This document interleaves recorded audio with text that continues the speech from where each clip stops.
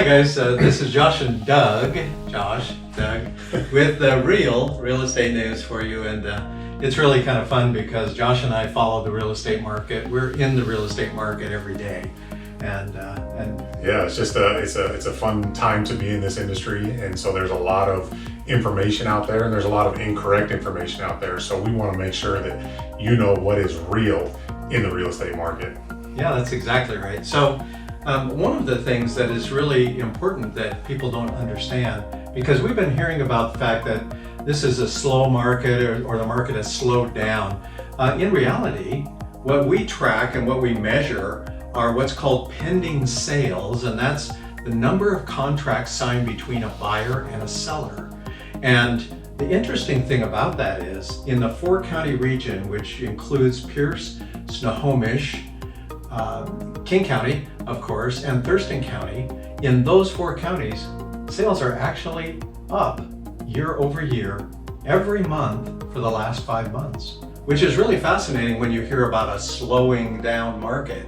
So there's a lot of, no pun intended, fake news out there, Josh, that people really need to know the real story about what the real news is. And so the truth is that there is a lack of inventory and prices are going up, and you found that. Yeah, I mean, let's dive down a little bit into more kind of a narrow scope in terms of Pierce County. We do a lot of our work in Pierce County, but also go into those other 4 regions. The average sales price that we've seen in Pierce County over the last few months is right at $400,000. In fact, it's $4,360. The inventory is an interesting fact.